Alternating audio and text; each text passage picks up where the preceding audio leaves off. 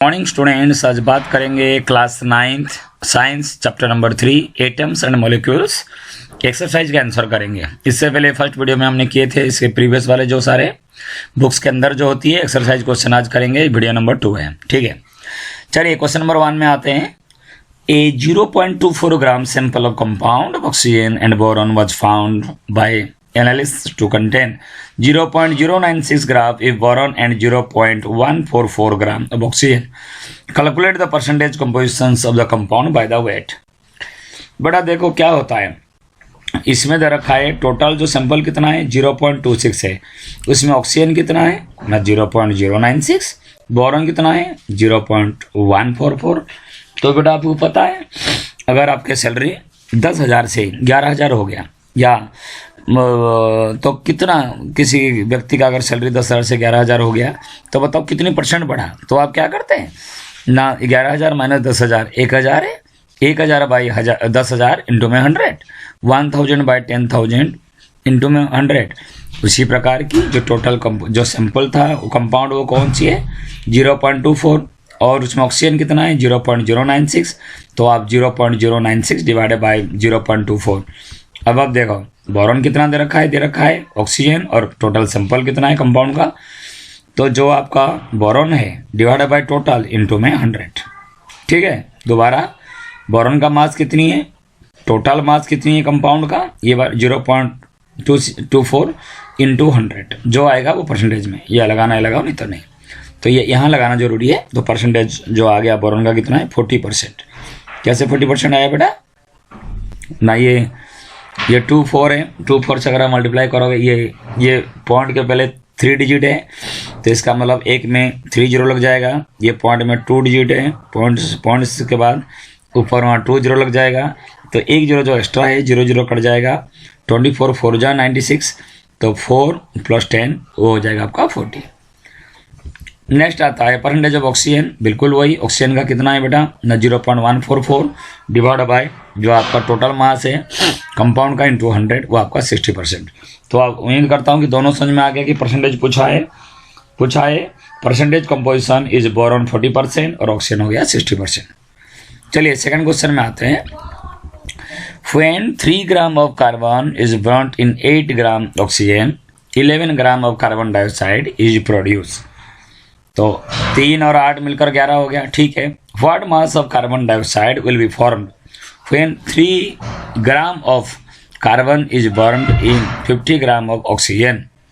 Which law of chemical combination will govern your answer. चलिए आप इसमें देखो क्या दे रखा है ना, जब 3 gram carbon plus oxygen goes to carbon dioxide, 3 gram of carbon reacts with 8 gram of oxygen to produce 11 gram of carbon dioxide. If 3 gram of carbon is burned in 50 gram of oxygen, then 3 gram of carbon will react with 8 gram of oxygen. The remaining 12 gram of oxygen will be left unreactive. In this case also, only 11 gram of carbon dioxide will be formed. The above answer is governed by the law of constant proportion. दूसरी तरह से आप उसको लिख सकते हो। कैसे लिखोगे ना, जो मोल है ना, एक कार्बन का हो गया 12 है, ऑक्सीजन का हो गया 32 है, 32 और 12 मिलकर 44 ग्राम हो गया। इट शो दैट ना 1 mole carbon burns in 32 gram of oxygen to form 44 gram of carbon dioxide. Therefore 3 gram of carbon react with 8 gram of oxygen to form 11 gram of carbon dioxide, ठीक है।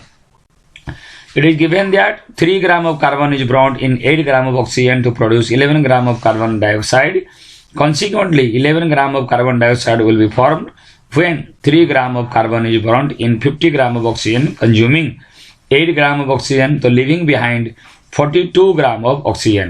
तो ये क्या कहता है ना, this laws, okay, ये जो law है, this answer governs the law of constant और definite proportion। कौन सी है, कांस्टेंट प्रोपोर्शन या डेफिनाइट प्रोपोर्शन।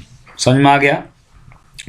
3 ग्राम और 8 ग्राम 11 ग्राम हो गया, इन दोनों को मिला के ये आ गया।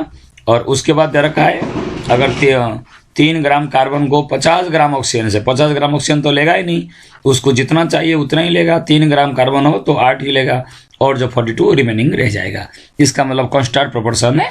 अब ये मत दूसरा मत लिख देना आप उसको इसके लिए लिख दोगे law of conservation of mass, बिल्कुल नहीं है, इसके आपको कांस्टेंट प्रोपोर्शन, क्योंकि जितना उसको चाहिए उतना लेगा।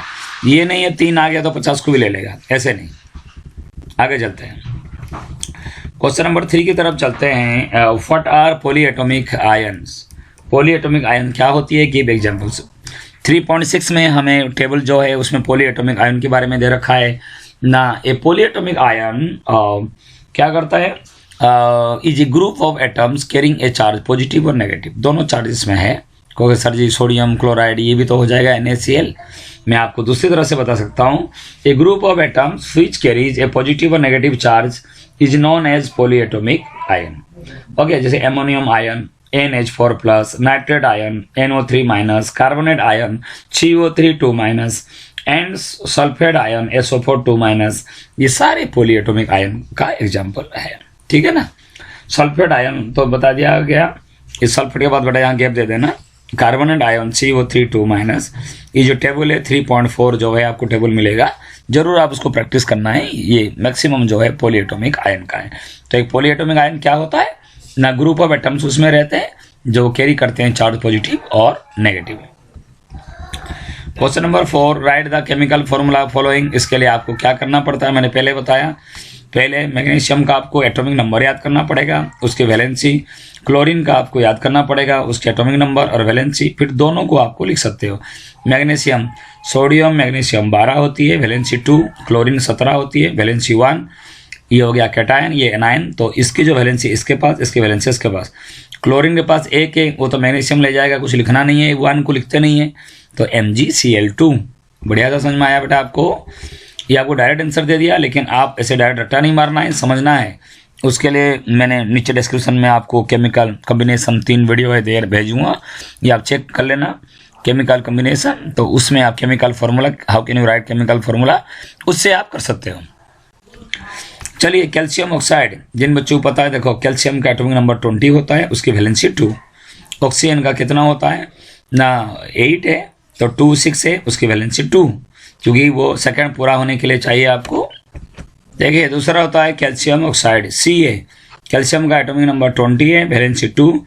ऑक्सीजन का एटॉमिक नंबर हो गया आपका 8, वैलेंसी 2, वो नेगेटिव में, ये पॉजिटिव में। तो 2 दोनों में प्लस माइनस कट जाएगा, बचेगा CaO। Ca2O2 नहीं लिखना है, 2 चला जाएगा, CaO। कॉपर नाइट्रेट, कॉपर का वैलेंसी कितना होता है 2, और नाइट्रेट होता है NO3-, तो -1 इसके पास, 2 इसके पास चला जाएगा, CuNO3-2। एल्यूमिनियम का वैलेंसी 2 होता है, क्लोरीन का 1 होता है। एल्यूमिनियम का वैलेंसी इसके पास 3 चला गया, क्लोरीन का 1 इसके पास चला गया, AlCl3। ऐसे कैल्शियम कार्बोनेट, कैल्शियम का 2, कार्बोनेट का CO3-2-, तो ये 2 चला जाएगा, CaCO3। C कैपिटल, A छोटा, C कैपिटल O, क्योंकि कार्बोनेट CO3-2-, 2 चला गया, CaCO3। उम्मीद करता हूँ बेटा समझ में आ गया होगा। उसके बाद आ जाओ, कुछ ऐसे हैं जिसको आपको give the names of the elements present in the following compound. Quick line, ये क्विक लाइन क्या होती है ना, जिसको हम बोलते हैं कैल्शियम ऑक्साइड। इसमें कैल्शियम और ऑक्सीजन दोनों होता है क्विक लाइन में। हाइड्रोजन ब्रोमाइड, हाइड्रोजन H का, इसके हाइड्रोजन का होता है H1 वैलेंसी, ब्रोमीन का भी 1, तो HBr। बेकिंग पाउडर को बोलते हैं सोडियम हाइड्रोजन कार्बोनेट। क्या बोलते हैं बेटा बेकिंग पाउडर को, सोडियम हाइड्रोजन कार्बोनेट NaHCO3। और पोटासियम सल्फेट को क्या होता है K2SO4, potassium sulphate, potassium K, sulphate SO4, okay 2, तो ये दोनों K2SO4। बेकिंग पाउडर क्या बताया मैंने अभी, sodium hydrogen carbonate. Hydrogen carbonate का क्या होती है, वैलेंसी 1, सोडियम का 1, तो NaHCO3। ठीक है, नीचे आप चेक कर सकते हैं। देखिए quick line, CaO calcium oxide और कैल्शियम ऑक्सीजन दोनों मिलता है एलिमेंट, और हाइड्रोजन ब्रोमाइड HBr, हाइड्रोजन और ये ब्रोमीन का ब्रोमाइड इसमें, तो HBr, capital H capital B और R, उसमें हाइड्रोजन और ब्रोमाइन मिलेगा। उसके बाद sodium hydrogen carbonate, baking powder का नाम है, थोड़ा सा आपको प्रैक्टिस करना है। सोडियम मिलेगा, हाइड्रोजन मिलेगा, कार्बन मिलेगा, ऑक्सीजन मिलेगा। पोटासियम सल्फेट में आपको पोटासियम मिलेगा, सल्फर मिलेगा, ऑक्सीजन मिलेगा। क्लियर हुआ बेटा। फिर आते हैं नेक्स्ट क्वेश्चन तरफ आते हैं, question number 6। Question number 6, calculate the molar mass of the following. Molar mass, atomic mass देखो अभी, इथाइन क्या रखा है, इथाइन C2H2, ठीक है ना, YNE। इस बार तो आप नहीं पढ़ोगे, आपको नेक्स्ट 10 क्लास में आपको इथेन, इथीन, इथाइन ये सब पढ़ोगे आप। इस क्लास में तो आपको उसके बाद जो दे रखा है उसको आपको करनी है, ठीक है। HCN क्या होता है ना, 2n-2 वही फॉर्मूला होती है, लेकिन अभी जरूरत नहीं है। H क्या है ना, CnH 2n-2 होता है, ओके, ये आपका अल्काइन का, लेकिन अभी जरूरत नहीं है। तो आप देखिए C2H2, तो कार्बन हो गया 2, हाइड्रोजन हो गया 2। कार्बन 2 का मतलब कार्बन का जो मास होता है 12, हाइड्रोजन का 1 होता है, तो 24 और 2 ये हो गया 24, 25, 26। तो यहाँ पे आपको दे रखा है 28 दे रखा है। 28 गलत है बेटा, ये गलत है। 26 आपको लगानी है। कितना लगानी है? 26। इसको कट करके आप क्या 12 2 24 और 2 26। ओके बेटा, नेक्स्ट आते हैं हम, क्या करना है इसमें थोड़ा सा देखते हैं प्रैक्टिस करके। और 26 आपको यहाँ गलत है, 28। नेक्स्ट में molar mass of sulphur molecular, sulphur का होता है 32 × 8, 32 से ऐड करोगे 256, ठीक है। और इन सभी में अब क्या करना है ना, आपको यू लगाना है, क्योंकि उसमें पूछा है डायरेक्ट मोलर मास। तो आपकी क्या लगाएंगे इसमें, ग्राम नहीं बल्कि क्या लगाएंगे, यू लगाएंगे। क्लियर हुआ क्या? मोलर मास क्या लगाएंगे आप, यू लगाएंगे, ठीक है। और जब आपको कंपेयर देगा मोल के साथ या एटम और मॉलिक्यूल के साथ, तो आप ग्राम लगा दो, कोई दिक्कत नहीं है। ऐसे तो जैसे क्या करना है ना, मोलर मास पूछा है तो आप इन सभी में यू लगाओगे। तो आपको थोड़ा सा ध्यान देना इस चीज़ के लिए। चलिए देखिए, तो 12 2 24 और 2 26 यू है, 26 ग्राम की जगह पर लगाना है। इन सभी को आपको पता है आपका क्या सल्फर का होता है, सल्फर का 32 होता है, 16 दूनी 32, 16 ऐसे होता है 32, और या तो ऐसे। और molar mass of phosphorus molecule, phosphorus का होता है 31। और हाइड्रोक्लोरिक एसिड, तो हाइड्रोजन का हो गया 1, क्लोरीन का हो गया 35.5, तो 36.5। इन सब में आप यू लोगोगे, बेहतर है, ठीक है बेटा। चलिए आगे चलते हैं। Next question, what is the mass of 1 mole of nitrogen atom? क्या है 1 मोल ऑफ नाइट्रोजन एटम, वो आप समझो। आप इसको फॉर्मूला से कर सकते हो या डायरेक्ट आप कर सकते हो। तो मास बराबर में क्या होता है, number of moles into atomic mass. क्या होती है? Number of moles into atomic मास। या उस दिन जो एक फॉर्मूला आपको बताया गया वो भी आप उसको याद कर सकते हो, सोच सकते हो। ओके बेटा, देखो प्रीवियस वीडियो में आपको बताया गया, क्या बताया गया था ना, 1 mole equal to 6.022 into 10⁻23 number of particles, atom या मोलिक्यूल्स जो भी है। और इसे क्या करते हैं ना, रिलेटिव मास इन ग्राम्स। इसका मतलब है उसकी जो एटॉमिक मास है उसको ग्राम में हम स्पेसिफाई करते हैं।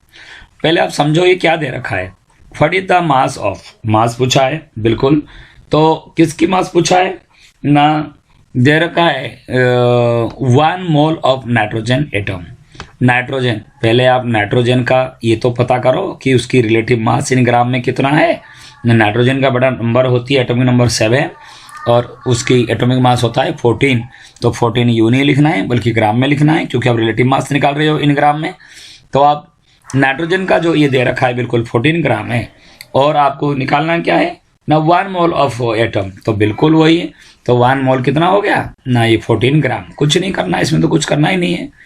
अगर आपको देगा 4 मोल ऑफ एल्यूमिनियम एटम, भाई एल्यूमिनियम का मास दे रखा है 27, इसका मतलब 27 ग्राम है। अगर आपका एक पेन 27 रुपये का है, 4 पेन कितना का होगा, अब मल्टीप्लाई कर दो, सिंपल सी है। एक ही लाइन इसको आपको थोड़ा दिमाग में लगानी है। 1 मोल जो है कितना नंबर ऑफ पार्टिकल्स या एटम्स मॉलिक्यूल्स है, equal to mass in gram. Relative mass in gram में कितना है, रिलेटिव मास इन ग्राम होती है, उसको मोलिकुलर मास निकालेंगे, मोलर मास निकालते हैं। ये चीज़ आपको ध्यान देना है, कुछ ज़्यादा नहीं है। तीसरा 10 मोल्स ऑफ सोडियम सल्फाइड, तो बेटा Na2SO3, इसको पहले मोलिकुलर मास निकालो इसके। सोडियम का हो गया आपका 23, और जो आपका सल्फर का हो गया आपका 16 दूनी 32, ये हो गया 32, ऑक्सीजन का हो गया 8 दूनी 16, तो ये टोटल करोगे हो गया 1260 ग्राम। 1260 यू नहीं लिखना है, ग्राम लिखना है, क्योंकि एक मोल के साथ उसको आप कंपेयर कर रहे हो, रिलेटिव मास इन ग्राम में निकालना है। तो 1 मोल हो गया आपका 1260, तो आपका 10 मोल कितना हो जाएगा, नहीं सॉरी 126 है इसकी। इसको आप ये जो मोलिकुलर मास हो गया 126 है, उसमें से 10 से मल्टीप्लाई करोगे कितना होगा ना, आपका 1260, ये आपका ग्राम में आएगा। किस में आएगा, ग्राम में आएगा। तो आपको क्या समझ में आ गया, नाइट्रोजन का एटॉमिक मास हो गया 14 है, तो जब 1 मोल के साथ कंपेयर करेंगे 14 ग्राम हो गया। 4 मोल ऑफ एल्यूमिनियम, एल्यूमिनियम एक मोल एल्यूमिनियम का हो गया है 27 ग्राम, तो 4 मोल के लिए 27 × 4। तो सिंपली आप एक फॉर्मूला लिख सकते हो, मास इक्वल टू, अगर फॉर्मूला लिखना है number of moles into atomic मास। ठीक है, क्लियर हो गया, एक फॉर्मूला भी आप इसमें लिख सकते हैं। ठीक है, तो आप क्या है, mass equal to number of moles into atomic number, तो उसी प्रकार के मास आपको निकल जाएगा। अगर मोल आपको दे रखा है, ये मोल में से आपको एटम्स, मोल में से आपको मास निकालनी है, इसका मतलब है ये मोल आपको अगर बढ़ाएगा तो ये बढ़ जाएगा, ये अगर कम होगा तो ये कम हो जाएगा, क्योंकि ये दोनों एक दूसरे से रिलेटेड है। ठीक है बेटा, उम्मीद करता हूँ क्वेश्चन नंबर 7 आ गया, बिल्कुल वही सेम लाइन, बार बार उसको लिखने की आवश्यकता नहीं है। चलिए नेक्स्ट क्वेश्चन तरफ आते हैं, क्वेश्चन नंबर 8, कन्वर्ट इनटू मोल। अभी क्या करेंगे, पिछली क्वेश्चन में क्या था बेटा, पिछली क्वेश्चन में था कि हम मास को मोल में कन्वर्ट करते थे। अब आप क्या करोगे ना, ये ग्राम जो मोल मतलब मास दे रखा है, रिलेटेड मास इन ग्राम में दे रखा है, उसको आप मोल में कन्वर्ट करोगे। तो आप क्या लिखोगे, पहले पता करो ऑक्सीजन का कितना होती है एटॉमिक मास। ऑक्सीजन आपका बेटा, ऑक्सीजन को हो गया 8 × 16 होता है, नहीं ऑक्सीजन गैस दे रखा है, तो ऑक्सीजन गैस मतलब O2, इसको क्या मतलब है O2, तो O2 का मतलब होता है 16 × 32। ये बच्चे यहाँ पे 16 लिख के आते हैं, गलत है, ऑक्सीजन गैस दे रखा है O2, तो 16 × 2 कितना हो गया 32, तो 32 gram of oxygen gas equal to 1 mole. 1 gram के लिए 1/32, और 12 ग्राम के लिए क्या होगा ना आपका 12/32, तो 12/32, तो जो आपका आएगा 0.375। ये कैसे करते हैं सॉल्व, उसको आप सॉल्व करना, ऊपर से 4 से काट सकते हो, 4 × 2 = 12 और 4 8 4 जा, ठीक है ना, तो 3/8 उसको डिवाइड करोगे 0.375 मोल। ऐसे इसमें भी तो आपने जो फॉर्मूला है उस फॉर्मूला को भी यूज कर सकते हो डिवाइड करके, क्योंकि अगर पूछा जाएगा number of mole equal to क्या होगा ना, mass divided by atomic mass. जो मास आपको दे रखा है और जो एटॉमिक मास ये हैं, दोनों को डिवाइड कर दोगे तो आपको मिल जाएगा। अब आप दे रखा है 12 ग्राम ऑफ वाटर, पहले पता तो करो ये वाटर के मोलिकुलर मास कितनी है ग्राम में, H2O होता है, तो H2O मतलब H हो गया आपका बेटा 1 × 2 हो गया, ऑक्सीजन हो गया 16 18, इसका मतलब 18 ग्राम वाटर में 1 मोल होता है। 1 ग्राम में 1/18 मोल होगा, 20 ग्राम में 1/18 × 20 = 1.11 मोल। उम्मीद करता हूँ सब कुछ समझ में बड़े प्यार से आ रहा है बेटा। नेक्स्ट आता है 44 ग्राम ऑफ कार्बन डाइऑक्साइड, तो कार्बन डाइऑक्साइड का मोलिकुलर मास निकालो। कार्बन CO2, कार्बन हो गया आपका 12 और ऑक्सीजन हो गया आपका 16, लेकिन O2 इसका मतलब क्या हो गया ना, 2 × एटॉमिक मास ऑफ ऑक्सीजन, तो 2 × 12 प्लस कार्बन का हो गया 12 प्लस ये हो गया 32 44, तो 44 ये जो डायरेक्ट दे दिया वो कहाँ से आएगा, आप कंफ्यूज नहीं होना है। पहले कार्बन डाइऑक्साइड का मोलिकुलर मास निकालो, वो आपका था आ गया 44 ग्राम, तो 44 ग्राम कार्बन डाइऑक्साइड 1 मोल होगा। 1 ग्राम के लिए 1/44, 22 ग्राम के लिए 1/44 × 22, ये आपका आ गया 0.5 मोल्स। उम्मीद करता हूँ बेटा आपको ऐसे आ गया होगा, नहीं है तो आपको डायरेक्ट फार्मूला भी लगा सकते हो। फार्मूला में कोई सर हम कौन सा लगाएंगे फार्मूला आपको ये दिखाया गया, ये इधर देखो फार्मूला ना, जब मास हम निकालते थे ना मोल के साथ, नंबर ऑफ मोल्स के साथ एटॉमिक नंबर को मल्टीप्लाई करते थे। अगर हमें मोल निकालना है तो क्या करोगे, मास के साथ ये एटॉमिक नंबर को डिवाइड, ये जो ओके इसको डिवाइड कर दोगे, या आप यहाँ क्या करोगे दूसरे में ना, जो नंबर ऑफ मोल्स चाहिए। देखो मैं बता दूं, अगर मान लो एग्जाम्पल दे रहा हूँ, जैसे नाइट्रोजन का था 14 ग्राम में 1 मोल, 7 ग्राम में 1/2 मोल 0.5, अगर मैं कहूँगा 28 ग्राम में तो 2 मोल। बेटा इधर से जितना डिवाइड होगा उसमें उतनी डिवाइड करो, इधर मल्टीप्लाई हो रहा है तो उधर मल्टीप्लाई कर दो, तो क्या दिक्कत है। तो इसका मतलब पहले क्या था ना, मोल में से आप रिलेटिव मास इन ग्राम निकालते थे। 8 क्वेश्चन में क्या पूछा है, ग्राम में से आपको मोल निकालने हैं, तो आपको दिक्कत क्या है, इसको तो छड़ना नहीं है, छोड़ दो। तो जैसे मैं एग्जाम्पल इसी क्वेश्चन को अगर देता हूँ, अगर दे देगा 28 ग्राम में कितना मोल बताओ, तो आप देख रहे हो कि 14 ग्राम में 1 मोल है, 28 ग्राम में इधर 2 टाइम्स होगा तो उधर 2 टाइम्स हो जाएगा, 2 मोल हो जाएगा। तो क्या इशू है, ठीक है बेटा। आगे चलते हैं उस क्वेश्चन के लिए, नेक्स्ट क्वेश्चन, तो क्वेश्चन नंबर 9 में चलते हैं। क्वेश्चन नंबर 9 क्या कह रहा है देखो, what is the mass of 0.2 mole of oxygen atom. फिर वही आ गया जो 7 में हमने पढ़े थे, बिल्कुल वही है। तो क्या फॉर्मूला लगा सकते हो आप इसमें ना, इसमें आप लगाओगे ना जो बताया गया, mass equal to number of moles into atomic mass. क्या लगाओगे, mass equal to number of moles into atomic mass. नहीं तो ऐसे भी कर सकते हो आप, कोई इशू नहीं है। कोई सेम लाइन इसमें लगाने है आपको, जो सेम लाइन उसमें लगाना है। देखिए बेटा वही फॉर्मूला है, 1 मोल इक्वल टू इतना नंबर और equal to relative mass in ग्राम। एक ही चीज याद करोगे सब हो जाएगा बेटा। What is the mass of 0.2 mole of oxygen atom. इसका मतलब ये मोल दे रखा है, पूछा क्या है, ये मास पूछ रहा है। तो आप पता तो करो ऑक्सीजन, एक मोल में कितना ऑक्सीजन का कितनी यहाँ पे मास इन ग्राम में होगा। तो ऐसे के लिए क्या करोगे, ऑक्सीजन का होता है ना, ऑक्सीजन 16 होता है तो 0, तो 1 मोल हो गया आपका 16, 0.2 मोल हो गया, 0.2 से मल्टीप्लाई कर दो, वो आपका 3.2 ग्राम हो गया।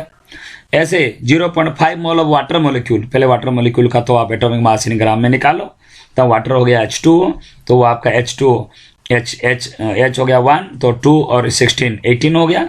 सो 0.5 इंटू 18, ये जो डायरेक्ट दे रखा है। अगर समझ में नहीं आएगा तो आप मोलिकुलर मास निकालो। क्वेश्चन नंबर अभी कौन सी करके गए थे, क्वेश्चन नंबर 6 करके गए थे। मोलर मास निकालो और उसको ग्राम में लगाओगे, क्योंकि आप मोलिक्यूल के साथ उसको रिलेटेड में लिख रहे हो। क्लियर हो गया क्या। तो mass of 1 mole of water molecule 18 ग्राम और 0.5 हो गया, मल्टीप्लाई कर दो। ठीक है बेटा। क्वेश्चन नंबर 10 में आ जाते हैं। Calculate the number of molecules. Molecules मतलब ये वाला पूछा है। ऐसे नंबर में हमें एवोगाड्रो नंबर से लिखना है 6.022 न्यूटन पर 23, इसको यूज करेंगे। Sulphur S8 present in 16 gram of solid sulphur. इसका अर्थ है पहले आप इसको देखो, मोल तो दे नहीं रखा है, मोल देता तो मोल से निकालते हैं, कोई बात नहीं। ये आपको दे रखा है, रिलेटिव मास इन ग्राम में दे रखा है, मोलिकुलर मास। तो पहले ये निकालो कि ये सल्फर S8 का कितना है मोलिकुलर मास। सल्फर का होता है बेटा, मोलिकुलर मास होगा सल्फर का 32 होता है, 32 इंटू 8 256 ग्राम। ये क्या मिल गया ना, सल्फर एक मोल का सल्फर का कितनी ग्राम है, कितनी रिलेटिव मास इन ग्राम में है, वो 256। तो मैं क्या ये नहीं लिख सकता 256 gram sulphur contains equal to 6.022 into 10⁻23 number of molecules. तो एक के लिए क्या होगा, डिवाइडेड बाय 256। 16 के लिए क्या होगा, जितना आपको दे रखा है नंबर, बाय 256 इंटू 16। सिंपल सी बात है। हाँ, इसको सॉल्व करना आपको सीखना पड़ेगा, अगर क्योंकि ये तो ऐसे डायरेक्ट मैं आपको बता दिया जो लिखा हुआ है, लेकिन आपको तो सॉल्व करना पड़ेगा। कैसे आया, तो ये जो पॉइंट से जो देखो, पॉइंट के बाद कितनी 3 डिजिट है, तो 256 में 30 आप लगा दो, लगा दिए। अब दोनों को डिवाइड करो, डिवाइड करने पे आपका आएगा 0.376 और आगे डॉट डॉट डॉट। लेकिन 0.376 आएगा, उसको हम नहीं लिख सकते क्योंकि हमेशा स्टैंडर्ड फॉर्म में लिखते हैं, 8वीं से पढ़ के आ रहे हो। तो ये जो 23 था, एक 10 इसके साथ ले लेना, तो ये आपका हो गया 3.76 इंटू 10⁻22। क्या बेटा समझ में आ गया। मैंने क्या बताया ना, रिलेटिव मास इन ग्राम जो है सॉलिड S8 का कितनी है ना, 256 ग्राम है। तो मैं ये लिख नहीं सकता 256 gram equal to 6.022 into 10⁻23 number of molecules. तो एक ग्राम के लिए कितना होगा, डिवाइडेड बाय 256। 16 ग्राम पूछा है तो इंटू में 16, ये सिंपल है उसमें। ऐसे और भी कर सकते हो, ये 256 को पहले मोल में कन्वर्ट करो फिर करो, लेकिन वो थोड़ा ज़्यादा घूम के, तो क्या करना है हमें, ऐसे जरूरत नहीं है। ठीक है, चलिए नेक्स्ट क्वेश्चन तरफ आते हैं। 11 क्वेश्चन, इंपोर्टेंट क्वेश्चन है, देखो क्या दे रखा है। Calculate the number of aluminium ions present in 0.051 gram of aluminium oxide. Calculate the number of aluminium ion पूछा है, किस पे ना, present 0.051 gram of aluminium oxide. Aluminium oxide से एल्यूमिनियम आयन का कितना प्रेजेंट वो पूछा है। ठीक है, तो आप देखो जो एक जो एल्यूमिनियम ऑक्साइड, जो 1 मोल ऑफ एल्यूमिनियम ऑक्साइड वो कितना ग्राम है। एल्यूमिनियम हो गया आपका बता बेटा, ये 13 होता है, 13 दूनी 26 1 27। उसका एटॉमिक जो मास है, जो मास होता है 27 इंटू 2 है, प्लस में ये क्या होती है 3 इंटू 16 है, वो मिलकर हो गया 102 ग्राम है। तो आप एक चीज़ देखो ना, 102 ग्राम, ये जो ऊपर जो मैंने फार्मूला लिखा, इस फार्मूला को देखो ना, 102 ग्राम जो है वो इतनी नंबर ऑफ मॉलिक्यूल्स है। तो मैं उसको ऐसे लिख सकता हूँ, 102 ग्राम जो है इक्वल टू कितना, 102 gram of aluminium oxide equal to इतनी मॉलिक्यूल्स ऑफ एल्यूमिनियम ऑक्साइड। समझो इस बात को। तो 1 ग्राम के लिए कितना होगा, डिवाइड बाय 102। अगर 0.051 ग्राम में कितना होगा ना, ये सॉल्व हो गए 3.011 into 10⁻20 molecules of aluminium oxide. इसका अर्थ क्या है ना, ये जो दे रखा है कितने ना 0.051 में कितनी मॉलिक्यूल एल्यूमिनियम ऑक्साइड है वो पता लग गया। लेकिन हमें वो नहीं निकालना, हमें क्या फाइंड आउट करना है, हमें फाइंड आउट करना है the number of aluminium ions. ठीक है ना, एल्यूमिनियम आयन से एल्यूमिनियम ऑक्साइड नहीं निकालना है, ये तो हमें पूरा एल्यूमिनियम ऑक्साइड निकाल दिया, अभी एल्यूमिनियम को निकालना है। बड़ा एल्यूमिनियम का जो होती है ये the number of aluminium ion, ये होता है ना Al3+ present in 1 molecules of aluminium oxide. Okay, तो therefore the number of aluminium ions Al3 present in इतने मॉलिक्यूल्स। इसका मतलब क्या करना है, जो आपको दे रखा है, ये देखो एल्यूमिनियम 2 दे रखा है, ऑक्सीजन 3 दे रखा है, यहाँ तो 3 वैलेंसी है, लेकिन ऑक्सीजन के पास चला गया, ऑक्सीजन का 2 इसमें आ गया, तो जितना मॉलिक्यूल आया यहाँ Al2O3 में एल्यूमिनियम की संख्या कितनी है, 2 है, तो आप इसमें 2 से मल्टीप्लाई कर दो, तो आपको जो आंसर आ गया वो मेरा आंसर है 6.022 इंटू 10⁻20 आयंस। दूसरा मेथड भी आप इसके लिए यूज कर सकते थे। कैसे यूज कर सकते थे ना, पहले ना ये पता करो कि 0.051 एल्यूमिनियम ऑक्साइड में कितना एल्यूमिनियम आ रहा है। जब एल्यूमिनियम आ जाएगा तो फिर बेटा उसको आप मॉलिक्यूल्स में, आयंस में आप कन्वर्ट कर सकते हो, या ये भी सिंपल है, कोई इशू आपको है नहीं। 1 मोल एल्यूमिनियम ऑक्साइड में कितना ग्राम है, 102 ग्राम, पता लग गया। एल्यूमिनियम का होती है आपका 27 एटॉमिक मास और ऑक्सीजन का होता है 16। इसमें 2 है तो 2 से मल्टीप्लाई, इसमें 3 है तो 3 से multiply. 102 gram, 102 gram of aluminium oxide में कितना मॉलिक्यूल्स होगा ना, 6.022 10⁻23। ये तो किसी भी मॉलिक्यूल के लिए, किसी भी मॉलिक्यूलर मास के लिए वही सेम रहता है। तो 1 ग्राम के लिए डिवाइडेड बाय 102, 0.051 के लिए इतना हो गया। तो पता लग गया 0.051 ग्राम ऑफ एल्यूमिनियम ऑक्साइड में इतने मॉलिक्यूल है। लेकिन हमें तो एल्यूमिनियम ऑक्साइड में नहीं चाहिए ना, हमें एल्यूमिनियम में चाहिए। तो एल्यूमिनियम यहाँ कितना भाग है, 2 भाग है। तो जितना आपका आया उसमें आपको क्या करना है ना, उसमें जितना आपका आया उसमें से हम मल्टीप्लाई कर देंगे, 2 से मल्टीप्लाई कर दो, क्योंकि ओनली सिर्फ 2 है। तो पता लग गया आपको कितना आया, 6.022 इंटू 10⁻20। तो उम्मीद करता हूँ बेटा कि आपको अच्छी तरह से समझ में आ गया होगा ये पूरी चैप्टर। और तो उम्मीद करता हूँ कि आपको ये बहुत हेल्पफुल है जो मैंने आपको बताया। फॉर्मूला याद नहीं है तो भी कोई दिक्कत नहीं है, अगर आप एक ही लाइन आप इसमें याद करेंगे ये वाला जो है, तो उससे आप सारे सवाल बड़े प्यार से, बड़े आसानी से कर सकते हैं। जो कोई भी नंबर का अगर कोई मोलर मास निकाल दो, ग्राम में लगा दो और उसके साथ लिख दो। अगर 2 मोल पूछा है इसके साथ 2 मल्टीप्लाई करो। अगर 0.5 मोल पूछा है, ये इसमें बाय 2 हो रहा है तो इधर से बाय 2 करो। और ऐसे भी इधर से जैसे पूछा है ऑक्सीजन का, अगर पूछा है इसको केवल ऑक्सीजन, तो ये तो होता है 8 होता है।